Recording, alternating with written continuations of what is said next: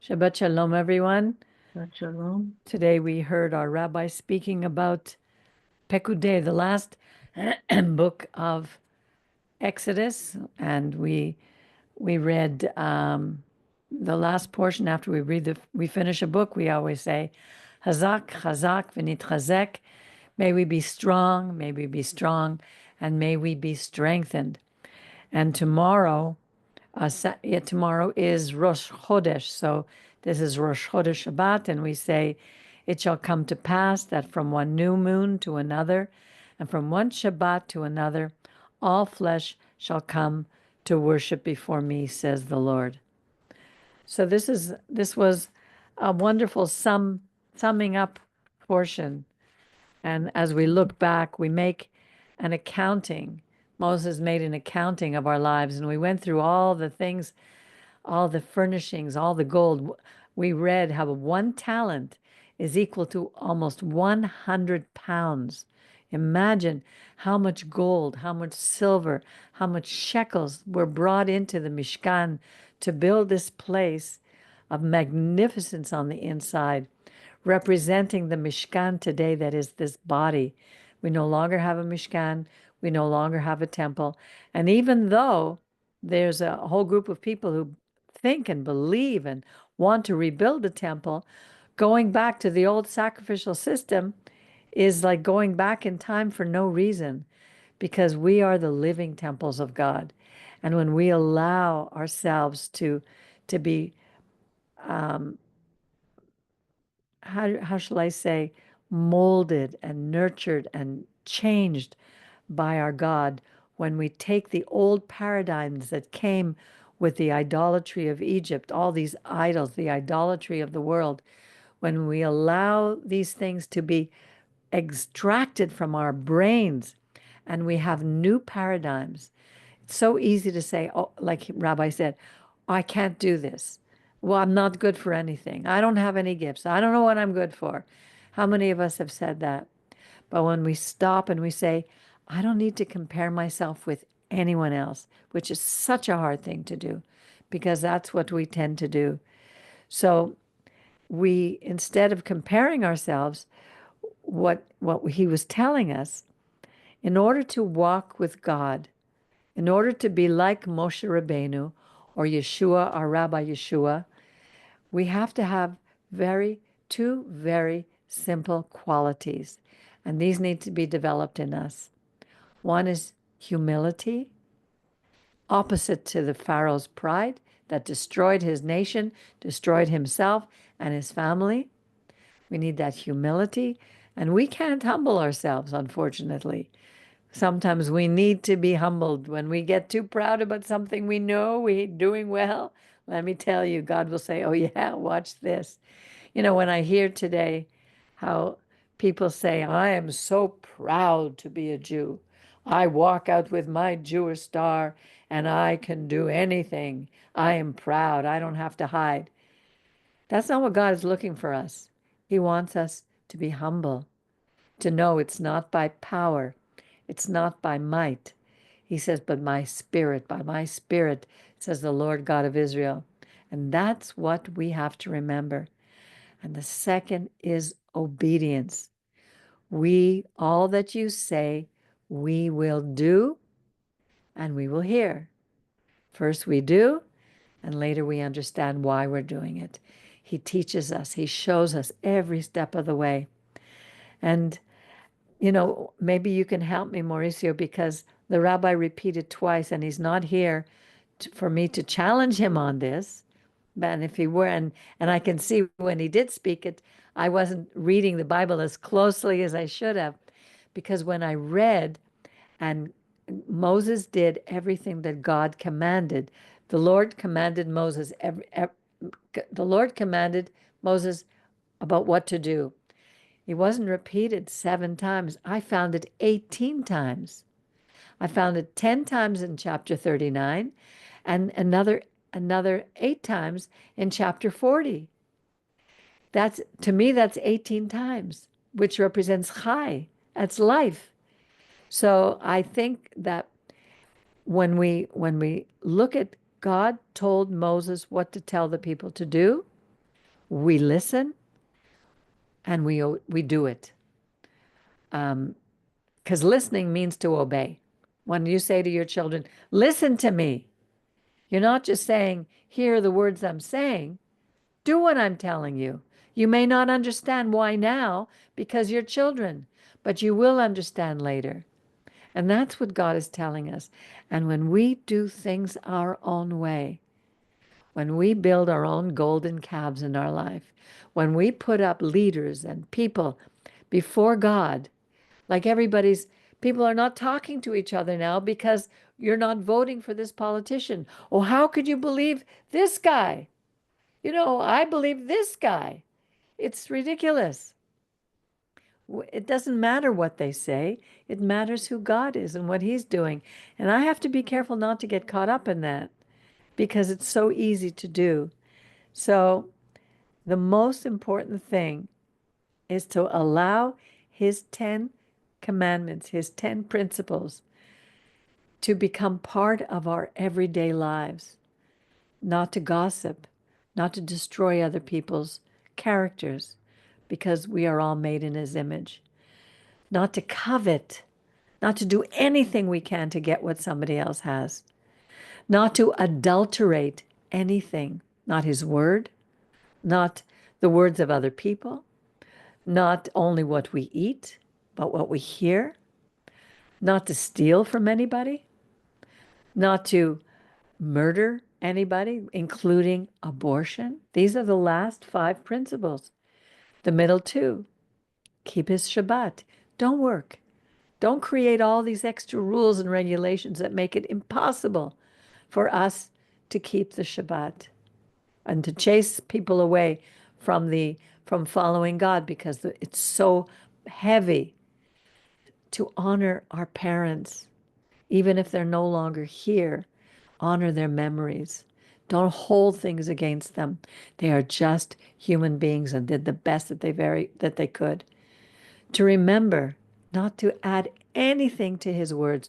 Don't put words in God's mouth. Oh, God said this. Maybe he didn't say that. What does it say in the Torah? Don't listen to what the theologians say. Go back and read it ourselves. That's so important. And then he says, don't make any images. It doesn't mean we can't have a statue of a rabbit in our house. Just Miriam, don't bow down and worship the rabbit. We must not worship the sun, the moon, the stars, anything that was the creation, only worship the creator. And who is he? Is he the God who took us out of Egypt? Or is he some of the gods that we have made today? Who are these gods? We need to constantly ask ourselves. And these are the most important things, the only things we really need to do. And if we just fill our lives with those 10 and live them, our lives will be different.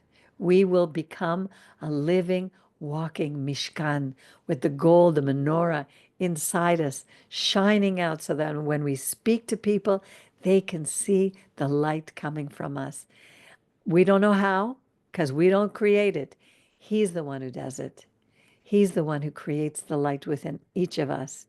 And all we do as we're obedient is to keep allowing this life to grow. Because if we don't, we're going to squelch it. Yeshua said, don't hide your light. If you have a gift or a talent, use it. Even if you think you can't, use it. Let it go onto the mountaintop and use your talent. Don't hide it under a barrel. Let others see it so that they not glorify you, but they will glorify him by seeing the good works that you are doing. And this is all we need to do. It's simple, but is it easy? No, it's not. It's a challenge every single day.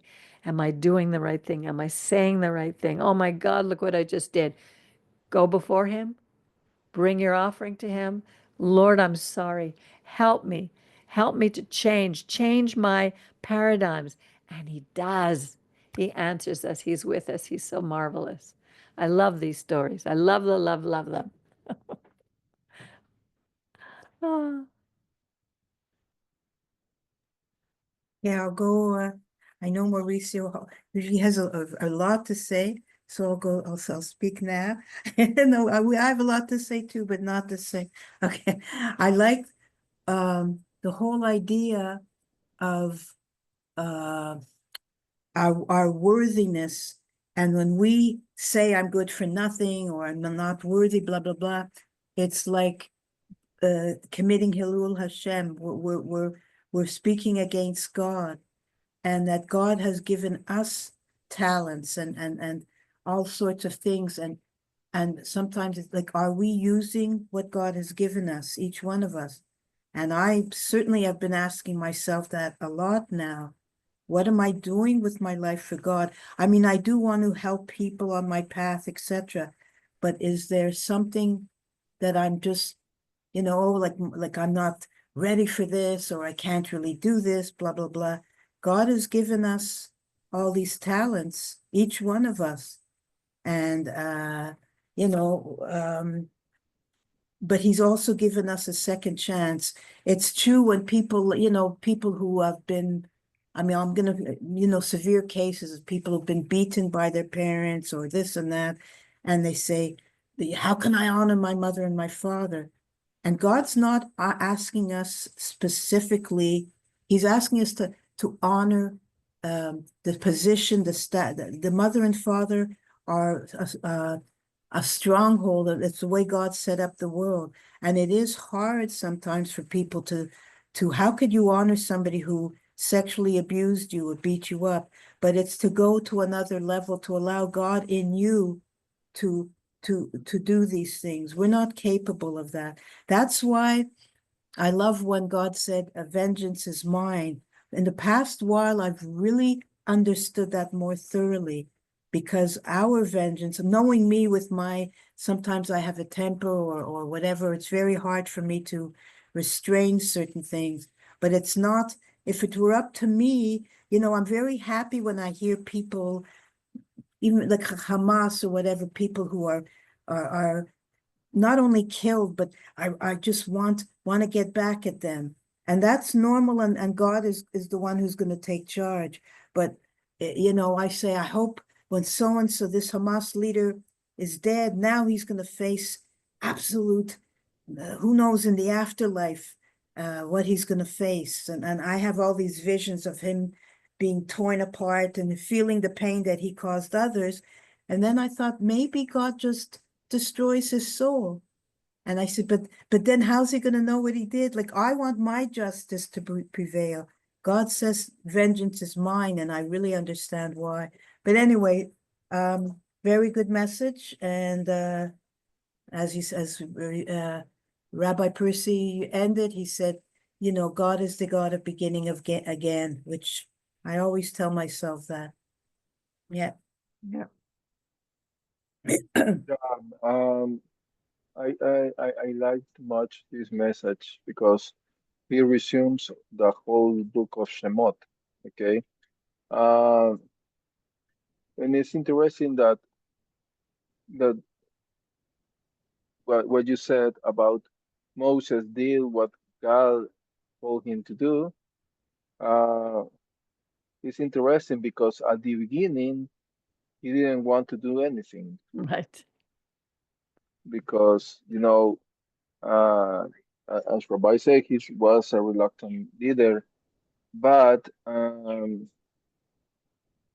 the end he did what God commanded. Okay, and that is something that I really love because that shows me humbling that he was a humble person. Um, because usually, um, because I look at this in my job, people is trying to sell himself or themselves before other persons. So they said, instead to say, "Oh, we did, we think we," no, it's I made, I got this idea, I I call these people and get these achievements and things like that. That is the world today. But Moses never said, "Oh, look what I did." Okay. No, he kept humble all the time, saying what I did, what I achieved is just what God told me to do. Okay. So that is showing me that he was a humble leader. Then also that he was a very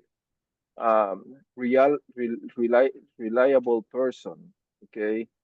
And today is very difficult to find this characteristic in many people, especially doing jobs. You know how many people tells you, okay, we have a deal tomorrow. I will give you this, or I will go to make a job, or I will go to your home to fix something, and then the next day that person is not there. And probably if at least in El Salvador they return back your callings after 3 or 4 days. Okay, so this characteristic is so important for us today to be reliable person, to be person who that everybody can trust. Okay, if you say, okay, I'm gonna do, then you will gonna do. Okay, so and that is a characteristic of a leader. Okay, Moshe also had this characteristic as a leader because uh, God put a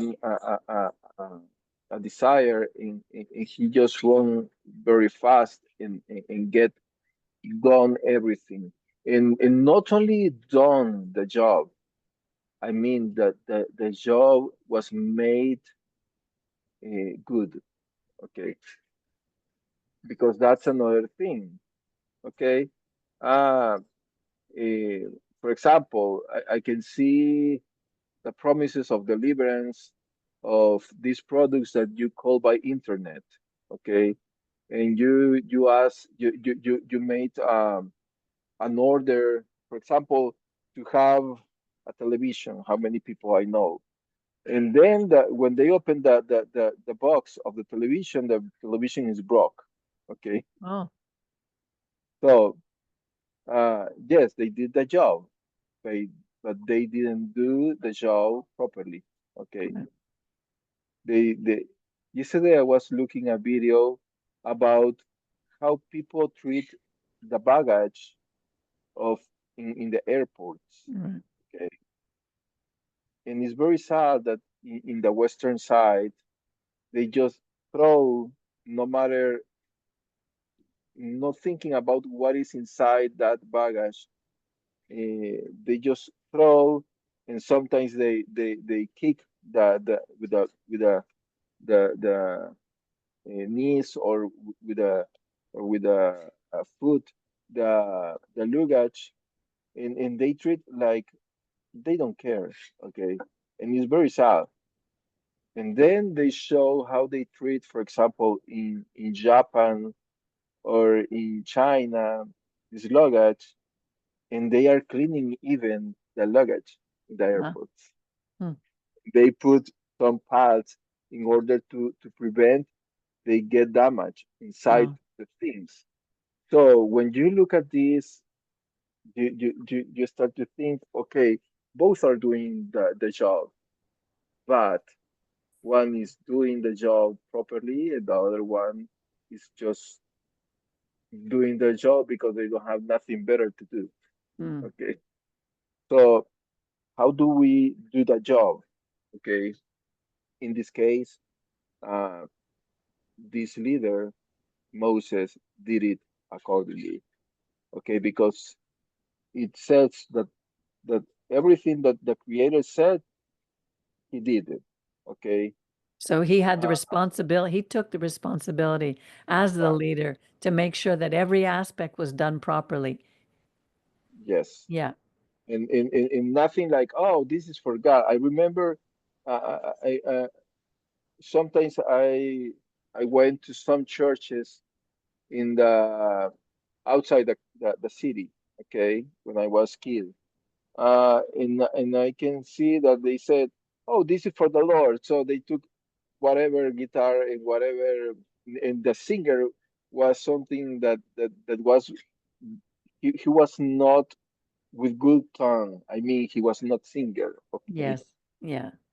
So and also yesterday I was looking. That is something funny, but it was like Hassan. They said, "Oh, Hassan, like Ashkenazim," and he was like, blah, blah, blah, blah.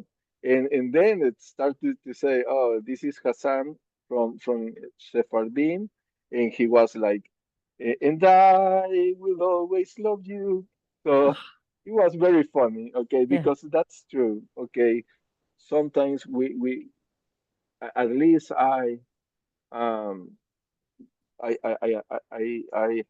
have to deal with this, okay. Sometimes uh, when when we are doing things for the Lord, sometimes needs time to take, okay, and focus, concentrate, do it well, okay. So that is something important. And then the other thing that that today people doesn't want to be audited, okay. Audit, how that, Yes. yeah, The okay. accountant. So the accountant. But if you read this book at the end, it start to say, oh, they received this money, they received these shekels, they received this silver, they deal one and one, and so so when you look at this, and there is a leader between, and the leader was happy that what he received, everything was used. So in today's world, people is not happy when they are audited. Okay, they think, oh, they are chasing me. The I didn't do nothing, and there is something like a Usually they have fraud. something to hide. Yeah, Yeah. um, or they didn't use the things properly. Right. Okay, Right. so that is something that for Moses is something spectacular for to be a leader. That what he did is to receive something, and he account everything, and then he he gave an inform to everybody, okay, about what he did. So in the future they cannot say, oh, Moses was a very rich man because he took money Right. or things like that, okay. So that is something really important. And also at the end, um, I love that what the Rabbi said. God is the second chance. God, because Moses at the age of 40, he needed to run away. Okay, so then he hid himself in Madian, in Midian, and then at the 80 years old, God again gave them opportunity to rectify. And then the last 40 years, he was dealing with all the people of Israel. So, uh, and this is something that I really love because in God, there is no really, uh, for example, if we go to the economy today, when you are 40 years old, you are old for the people. Okay. They want kids of 20, 25 years old with master degrees and doctorate if possible to go and make jobs. But at the age of 40, 45, people start to believe, oh, I'm not good enough. And then if you get older, this idea goes to the mind, and people start to believe, oh, what I can do at my age. Okay. So, but Moses, for example, start to live at 80. So, so that is something really nice because God is showing opportunities no matter your age. Okay. Exactly. Uh, so that is something that I really love. In this is also I always believe that in this portion finish with a cloud. Okay, it says that God then descended and a cloud was on the Mishkan.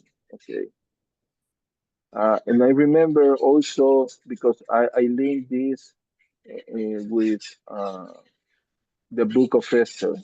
Okay, Esther? yeah, Esther. I mean, God was high. Okay, Hidden. like a Yeah. cloud, but the cloud means the mercy of God. Mm, But people didn't see God. right. Look the cloud. Okay, Right.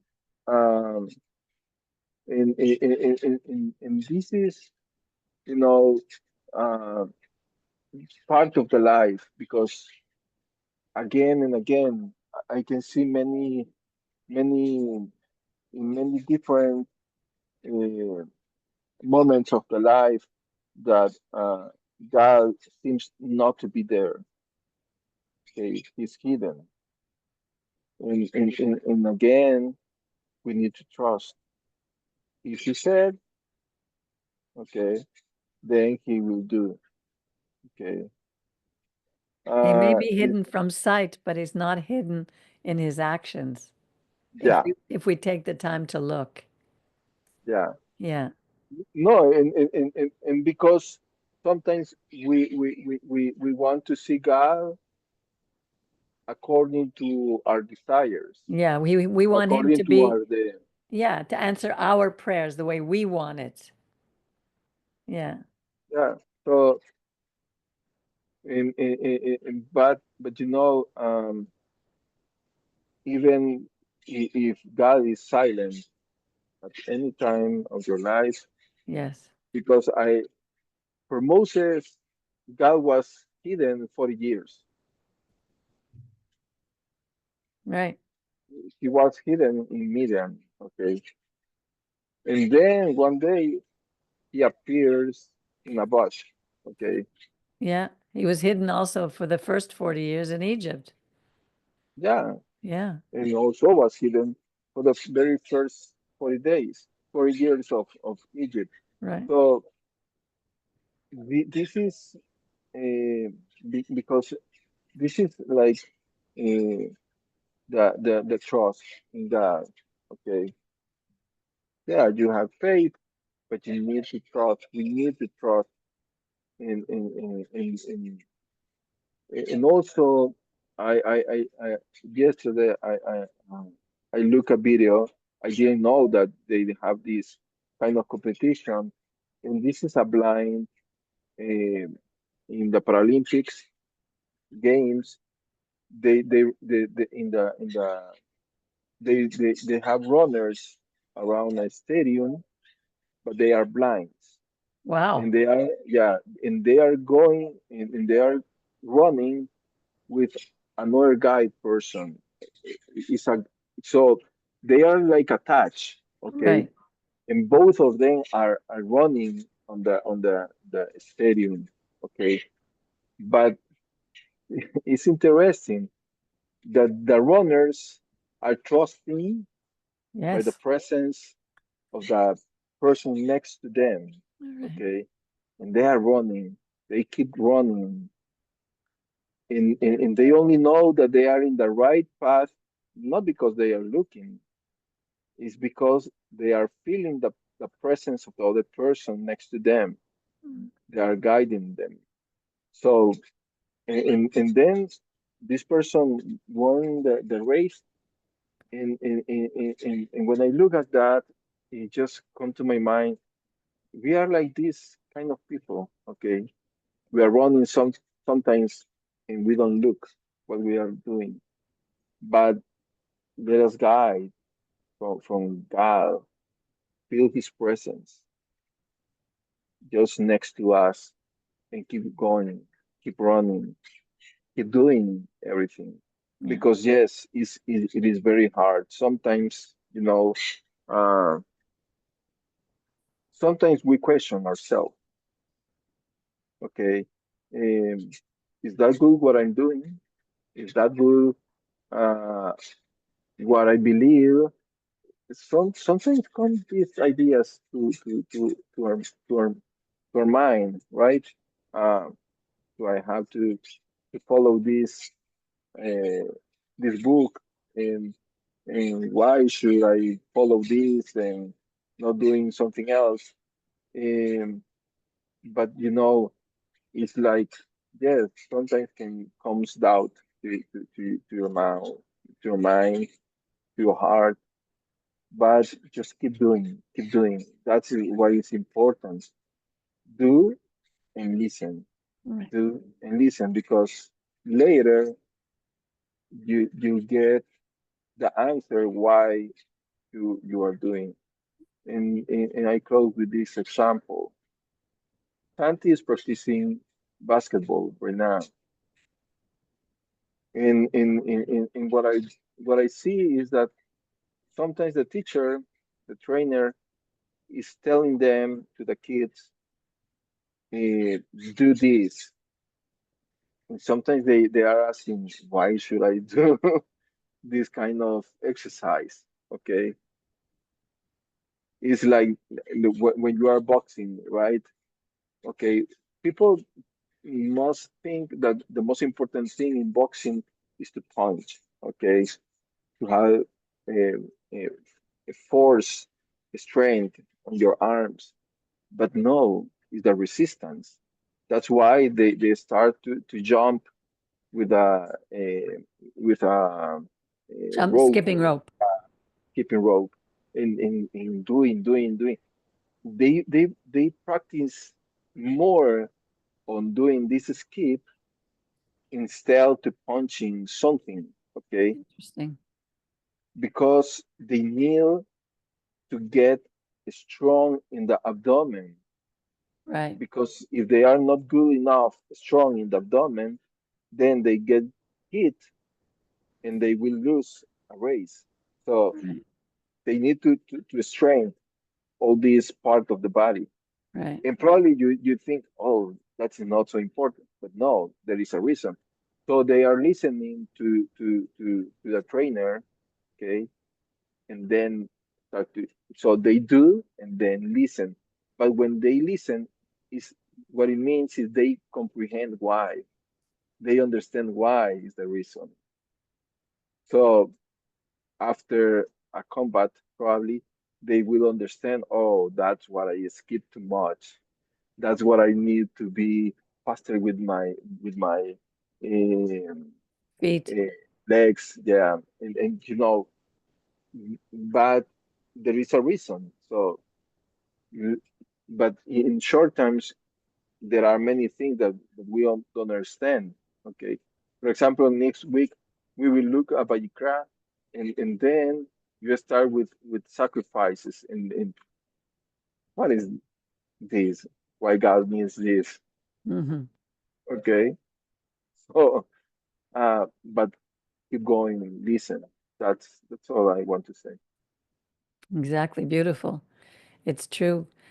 When we for a while, because I was sick since the end of October, which is now 5 months, and very discouraged, really tired and down, and not knowing why God wasn't answering me, why I couldn't find the doctors have no solution. My even the naturopath that I was going to couldn't help me. I'd been trying something new, but she started to ask me, this new homeopath started to ask me some questions, and the questions had to do with my character and going back and remembering things from my past, because she believes that most of the illnesses that we have come from our psyche. And I believe the same thing too. Some of them are genetic, but they're brought out in us by certain circumstances in our lives. And I had to deal with these things before I could go on. And I was getting discouraged even here in the community, thinking, how are we going to keep going? Are we, we're losing, we don't have young people anymore. And I was just really down in every way. And then, I just had to go to God and ask for some of these paradigms to be shifted in me. And I watched God go to work. And then I get a call out of the blue from a man who had seen me singing at Maimonides. And he said, I think you would be very good to come to sing to my mother. My mother is a Holocaust survivor. She has Alzheimer's. And so he hired me to sing 3 days a week. I go there.